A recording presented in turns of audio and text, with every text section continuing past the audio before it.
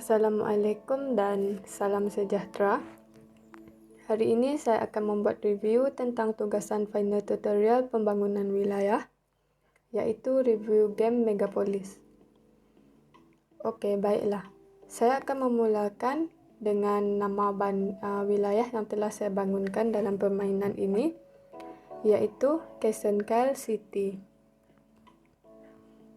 Dalam bandar atau wilayah ini, terdapat beberapa sumber asli seperti sumber tenaga.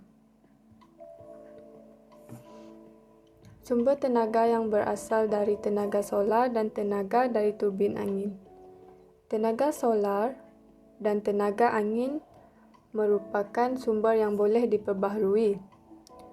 Tenaga solar bertujuan untuk menjana elektrik atau haba tanpa akses kepada grid tenaga untuk menapis air di kawasan dengan bekalan air bersih yang terhad. Tenaga dari turbin angin pula ini berfungsi untuk menghasilkan tenaga elektrik yang bersih. Ia berfungsi daripada angin bergerak yang mempunyai tenaga kinetik ditiupkan menghadap bilah rotor turbin angin. Selain itu, sumber air. Untuk penyimpanan air di wilayah ini menggunakan menara air. Menara air merupakan sebuah kontainer penyimpanan air besar yang ditinggikan dan dibangunkan untuk menampung persediaan air pada tinggi yang cukup untuk memberi tekanan pada sistem distribusi air.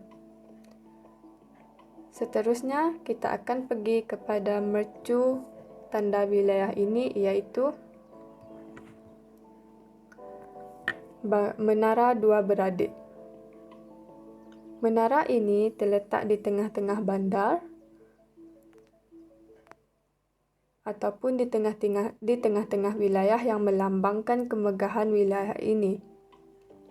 Ia digelar sebagai Menara Dua Beradik kerana ia memiliki bentuk dan struktur bandar yang sama.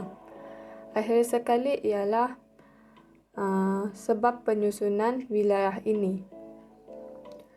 Antara sebab penyusunan wilayah seperti dalam permainan ini ialah untuk mewujudkan bandar seimbang ataupun bandar yang lestari.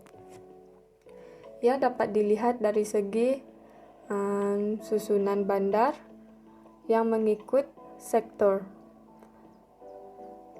Contohnya, sektor perindustrian ataupun perkilangan. Ia diletakkan di satu kawasan sahaja untuk mengelakkan daripada ia menyebabkan pencemaran seperti pencemaran udara dengan jarak yang agak jauh daripada penduduk.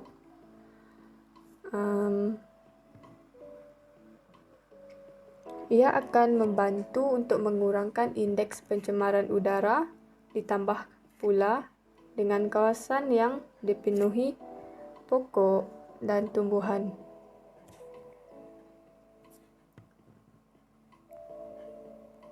Pusat ekonomi pula terletak di tengah bandar ataupun tengah wilayah dan ia dalam satu kawasan untuk memudahkan penduduk dalam melakukan aktiviti ekonomi. Ia juga bertujuan untuk meningkatkan pelaburan pada wilayah ini, seterusnya meningkatkan aktiviti ekonomi sehingga lebih banyak peluang dalam ekonomi dapat diceburi oleh penduduk. Dan ia sama seperti konsep yang dibawa oleh teori pertumbuhan kutub yang terdapat dalam subjek regional development. Untuk sektor pendidikan, ia dibina dalam satu kawasan yang turut didirikan kemudahan untuk para pelajar seperti kafe, minimat dan sebagainya. Bagi sisi wilayah pula,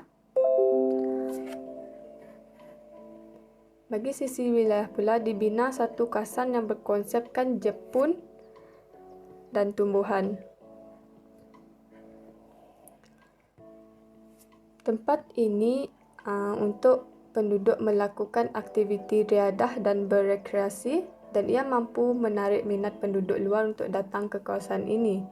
Selain itu, ia mampu untuk membekalkan oksigen dengan tumbuhan yang ada di kawasan tersebut. Kawasan tersebut turut didirikan greenhouse dan bangunan yang mempunyai pokok di dalam bangunan tersebut. Konsep ini dianggap unik karena ia seperti zon hijau di sisi bangunan. Setiap sisi jalan pula didirikan ataupun ditanam pokok bagi mengekalkan kehijauan pada wilayah ini. Sekian sahaja daripada saya. Terima kasih.